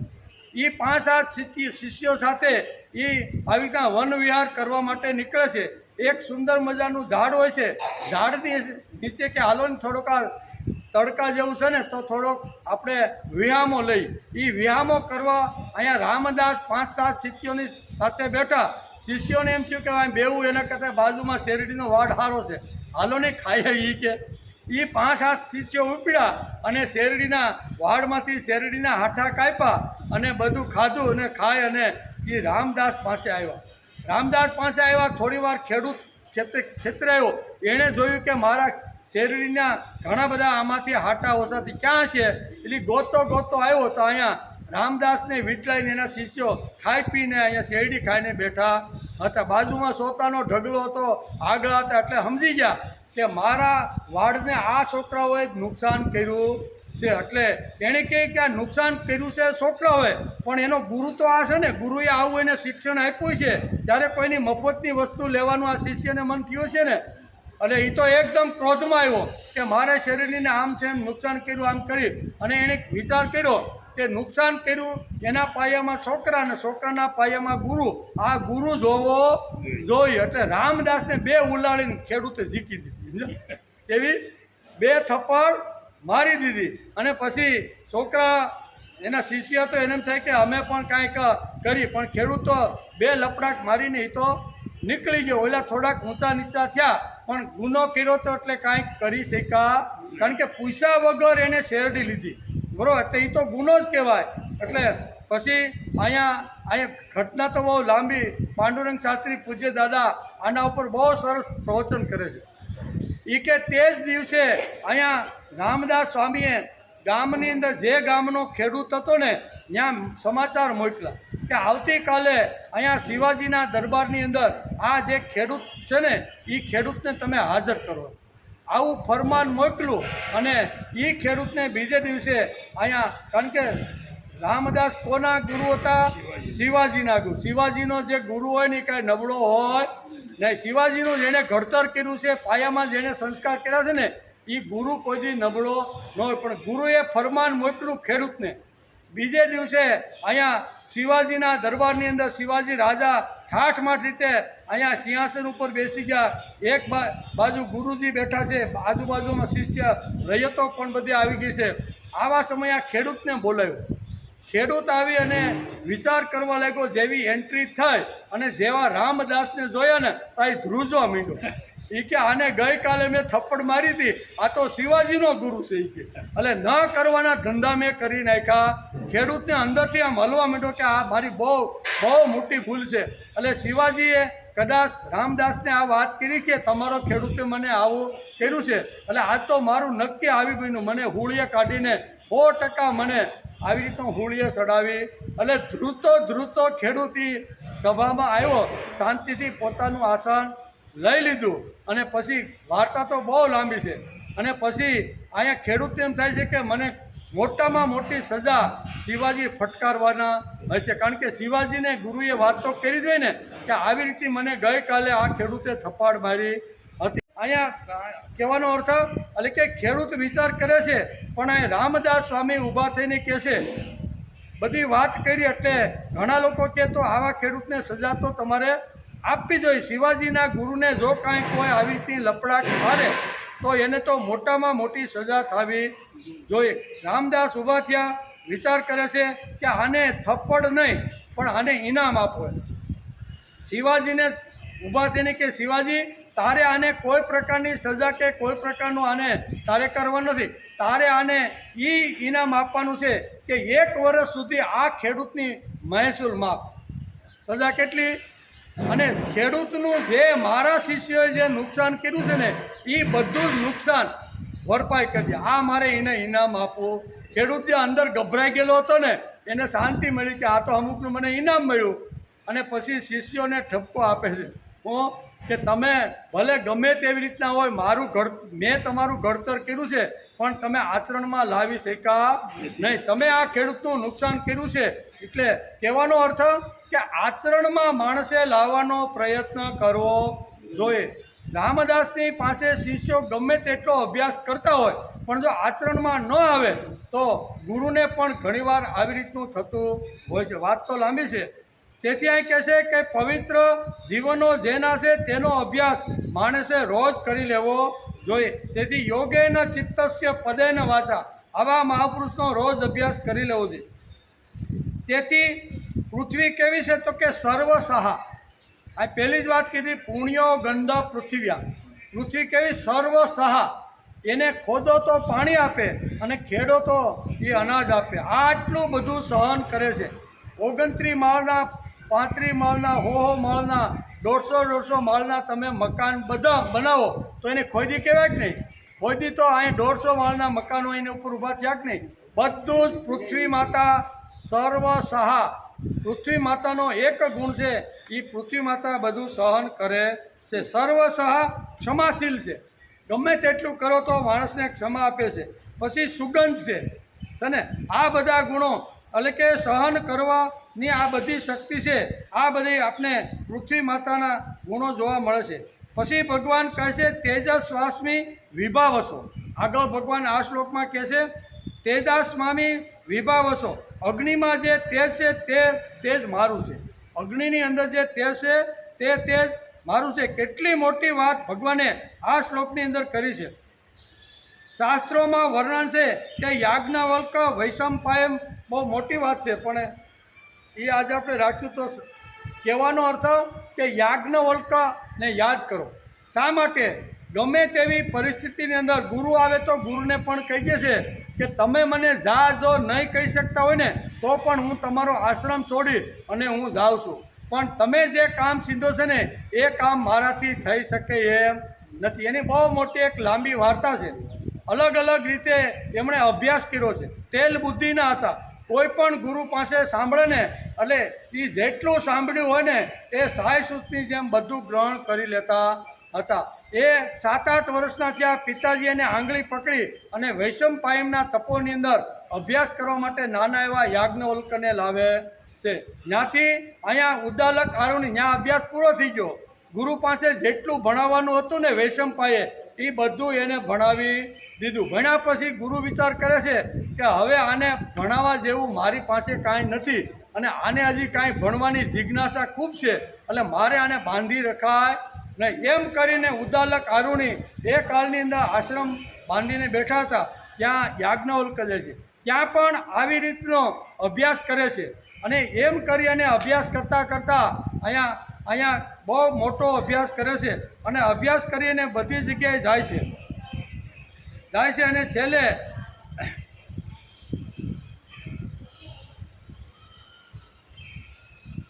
યાજ્ઞવલ્ક ઘોર ઉપેક્ષા કરી. ખરાબ લાગ્યું. બ્રાહ્મણ વેદનો અભ્યાસ એવો ચમત્કાર સુપ્રી રાજામાં નહોતો. મને ગુરુજીએ મોકલ્યો છે, એટલે કે પુષ્પાંજલિ. એટલે ઘણી બધી ઘટનાઓ એના જીવનમાં બની છે. એ તપોવનની અંદર ભણતા હતા. સુપ્રી રાજા રોજ એને આવી રીતનો મળવા માટે અહીંયા રાજા તપોવનમાં ગુરુજીને મળવા માટે આવતા હતા. એક દિવસ ગુરુજીને સમય નહોતો એટલે નાનો એવો આ યાજ્ઞવલ્ક હતો એને કીધું કે ભાઈ આ રાજાના મહેલમાં જા અને આ પુષ્પાંજલિ આ જે અમૃત છે ને એ એને તું આપી આવી. એટલે યાજ્ઞવલ્ક તો ગુરુની આજ્ઞા માનીને ગયા અને આજ્ઞા માન્યા પછી એ રાજા પાસે જાય તો રાજા તો વિલાસની અંદર સુપ્રી નામનો જે રાજા હતો ને એ એટલો બધો વિલાસની અંદર પડ્યો હતો. યાજ્ઞવલ્કે કીધું કે ગુરુજીએ મને પુષ્પાંજલિ લઈને તમારે ત્યાં પ્રસાદ તરીકે આ વાત મોકલી છે અને એટલો વિલાસમાં તો રાજાએ કીધું કે મને આની જરૂર નથી, જા આ થાંભલા ઉપર સાટી દઈ છે. એમ કરીને નાના એવા યાજ્ઞવલ્કે આ પુષ્પાંજલિમાં રહેલું જે જળ હતું ને એ થાંભલા ઉપર સાટ્યું તો થાંભલો વૃક્ષ બની ગયો. કેવો? એની અંદર નવપલ્લિત પાંદડા ખીલી ગયા. રાજા અવાક થઈ ગયો કે મેં ભૂલ તો કરી નાખી છે, હવે શું કરવાનું? બીજે દિવસે અહીંયા સુપ્રી રાજા અહીંયા ગુરુની પાસે આવીને કહે છે કે ગઈકાલે જે વિદ્યાર્થી હતો ને એ જ વિદ્યાર્થીને તમે પુષ્પાંજલિ લઈને મારા મહેલમાં મોકલજો. અને બીજે દિવસે અહીંયા યાજ્ઞવલ્કને ગુરુ બોલાવે છે અને કહે છે કે આજે તારે જવાનું છે. એ કે ગુરુદેવ હું ત્યાં જવાનો નથી. આ સુપ્રી રાજા આ પુષ્પાંજલિને લાયક નથી. ગઈકાલે હું જ્યારે ગયો હતો ત્યારે મારી અને આ પુષ્પાંજલિની બેયની ઉપેક્ષા કરી, નિંદા કરી હોય. ગમે એટલી સત્તા અને સંપત્તિની ટોચ ઉપર બેઠેલો હોય અને વેદ ઉપનિષદ અને પુષ્પાંજલિ અને આવા મહાપુરુષનો જ્યાં ઉપેક્ષા થતી હોય, અપમાન થતું હોય ને એવા રાજા પાસે હું આપવા માટે જાય નહીં. હવે ગુરુજીએ રાજાને શબ્દ આપી દીધો તો કાંઈ વાંધો નહીં, આવતીકાલે એ શિષ્યને હું હવે સુડી વચ્ચે હોપારી થઈ. હવે કાચોક તપોવન છોડવાનો વારો આવ્યો. ગુરુ અહીંયા યાજ્ઞવલ્ક સમજી ગયા કે ગુરુજી હવે મને કહી શકતા નથી, કાં તું ત્યાં જા ને કાં આશ્રમ છોડીને જતો રહે. એટલે યાજ્ઞવલ્ક ગુરુજીની વ્યથા બરોબર જાણી ગયા. બે હાથ જોડી અને કહે છે કે હવે હું આશ્રમમાંથી જાઉં છું, પણ આવા ભોગી આવા જે વેદ ઉપનિષદની પુષ્પાંજલિની જે ઉપેક્ષા કરે છે ને આવા રાજાને હું આ પુષ્પાંજલિ આપવા માટે જઈશ. આ કહેવાય તેજ. આવા તેજસ્વી ચરિત્રો જે ભારતની ભૂમિ ઉપર થયા છે, વેદોની અંદર આ બધા ચરિત્રો લખેલા છે. આ વેદોને જાણવા જોઈએ, સાંભળવા જોઈએ. અંદર રહેલા આવા તેજસ્વી દિવ્ય ચરિત્રો જે વેદોની અંદર નિર્માણ થયા છે આવા ચરિત્રો માણસે સાંભળવા જોઈએ. તપોવન છોડવું પડે, ગુરુનું સાનિધ્ય છોડવું પડે તો ગુરુને છોડવા માટે યાજ્ઞવલ્ક તૈયાર થઈ ગયા. પણ આવા ભોગી રાજાને આવી પુષ્પાંજલિ જેવું પવિત્ર તીર્થ અપાય નહીં એમ કહી અને અહીંયા આશ્રમ છોડી અને એ પાછા વૈશંપાયન ઋષિને ત્યાં આવી. કારણ કે ભૂખ તો હતી જ, જ્ઞાનની ભૂખ યાજ્ઞવલ્કને ગઈ નથી. વિષય આપણો જ્ઞાનનો પણ હાલે છે. કેવો? આવી જ્ઞાનની ભૂખ માણસને લાગવી જોઈએ. અનેક તપોવનમાં ગયા પણ તપોવનની અંદર ગુરુજી પાસે જે ભણાવવાનું હોય એ ભણાવી આપે, પછી એની પાસે રહે નહીં. એટલે ફરજિયાત કહેવું પડે કે ભાઈ તું હવે બીજા કોઈ તપોવનમાં જા. આમ હિરણ્યનાભ છે, ઉદ્દાલક આરુણી છે, આવા અનેક તપોવનની અંદર જઈને યાજ્ઞવલ્કે અભ્યાસ કર્યો. બધી જગ્યાએ અભ્યાસ પૂરો થયો. અહીંયા સુપ્રી રાજાની જે ઘટના બની અને ત્યાંથી પછી વિદાય લે અને કે હજી ઘેર જવાનો ટાઈમ તો થયો નથી, એટલે હજી મારે થોડીક ભૂખ રહી જાય છે. એટલે પાછા વૈશંપાયનને ત્યાં આવ્યા. વૈશંપાયનને પહેલી વાર ત્યાં ભણ્યા, બરાબર ને? અને સગાને હિસાબે મામા પણ થતા હતા. કેવા? યાજ્ઞવલ્કના સગા મામા અને ગુરુ તરીકે પહેલી વિદ્યા જ્યાંથી ભણી, બરાબર, એ ફરીથી આવે કે આ મામાને ત્યાં રહો અને ફરીથી વિદ્યા ભણું. અને જ્ઞાનની પીપાસા કેટલી છે એ આપણા ઋષિઓના ચરિત્રમાં આપણને જોવા મળે છે. હજારો વર્ષ પછી પણ આવા ચરિત્રો આજે ઊભા છે. એનું કારણ શું છે? એ કોઈ દી પોંટે વાણીને ઓડકાર મારીને બેઠે, હાશ મહાભારત પૂરું થયું ને, હવે મારે ગીતા સાંભળવી નથી, હાશ ગીતા પૂરી થઈને એટલે હવે મારે રામાયણ સાંભળવી નથી. આવું આપને ઓડકાર આવે. આવા મહાપુરુષને ઓડકાર જેને નથી આવ્યા ને એનું વર્ણન ભગવાન અહીંયા અર્જુનને કહે છે. આ બધા માધ્યમો દ્વારા આ જ્ઞાન અર્જુનને ભગવાન સમજાવે છે. બહુ સરસ વાતો આ શ્લોકની અંદર કીધી છે. કારણ કે ભગવાન અત્યારે જ્ઞાનની શરૂઆત કરી રહ્યા છે. ભગવાન અત્યારે અહીંયા 5 શ્લોકની અંદર 8 થી 12 શ્રીમદ ભગવદ્ ગીતાના કેટલા 8 થી 12 શ્લોક સુધી ભગવાન આ વાત કરતા રહેલા છે. ભગવાન સંકેત કરે છે કે હે અર્જુન, જે કંઈ કાર્ય દેખાય છે તેના મૂળમાં જ પરમાત્મા છે. અર્જુનને ભગવાન કહે છે કે તું અત્યારે જે જોઈ રહ્યો છો, તું જે કાર્ય કરી રહ્યો છો એના મૂળની અંદર ભગવાન દેખાય છે. તેના મૂળમાં જ ભગવાન પરમાત્મા છે. જ્ઞાન કરાવવાને માટે ભગવાનના 7મા અધ્યાયના 8 થી 12 શ્લોકમાં જ્ઞાનનો વિષયનો ભગવાને આરંભ કર્યો છે. હે અર્જુન, પૃથ્વીમાં પવિત્ર ગંધ હું છું અને અગ્નિમાં તેજ હું છું. બધા પ્રાણીઓમાં જીવન શક્તિ હું છું અને તપસ્વીઓનું તપ પણ હું છું. તપસ્વીઓનું તપ પણ હું છું. એમ પ્રકૃતિ સામે ભગવાન આંગળી સીંધી અને અર્જુનને કહે છે કે આ બધા જે ગુણો છે ને ભાઈ, એ તારા જીવનમાં લાવવાના. આંગળી સીંધે છે પ્રકૃતિ તરફ, ગુણ લાવવાની જે કાંઈ વાત સંકેત કરે છે ને એ ભગવાન અત્યારે અર્જુન તરફ કરી રહ્યા. અર્જુન તરફનો સંકેત છે પણ એ બધો આપણા માટેનો છે. કેવો? અર્જુન તો ભગવાન કદાચ નિમિત્ત બનીને આપણા બધા વતી પ્રશ્ન ભગવાનને પૂછતો હોય છે અને ભગવાનના મુખારવદમાંથી આ જ્ઞાનની વાત સરી પડી એટલે એ જ્ઞાનની વાત કરે છે. આ જ્ઞાનના શ્લોકો એટલા સરસ છે તે શ્લોક છોડવાની ઈચ્છા પણ થતી નથી.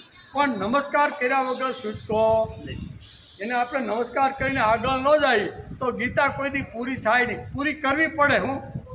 ગીતા કોઈ દી પૂરી થાય નહીં, પૂરી એને કરવી પડે. તેથી આ શ્લોકને આજે આપણે નમસ્કાર કરી આવતીકાલે આપણે આ પાછા જ્યારે આવશું ત્યારે 10મા શ્લોકની અંદર આ જે સૃષ્ટિની અંદર જે વૃક્ષ વનસ્પતિ છે એના મૂળની અંદર જે બીજ પડેલું છે ને, નાનું એવું કારેલુંનું બીજ હોય કે વડના ટેટાનું નાનું એવું બીજ હોય. કેવું હોય? આંખથી ન દેખાય ને એવું ટેટાનું બીજ હોય ને, એ બીજ હું છું. અને એ બીજ એકવાર વાય એટલે 2-5 વર્ષની અંદર વટ વૃક્ષો થઈને આ વડલો ઊભો થઈ જાય. એ બીજ રૂપ હું કેવી રીતનું છું ને એનું વર્ણન ભગવાન આગળ 10મા શ્લોકની અંદર કરે છે. એનો વિચાર ભગવાન આગળ કહેવાના છે. આપણે પણ આવતીકાલે આવી અને આમાં ભગવાન શું કે એનો વિચાર આવતી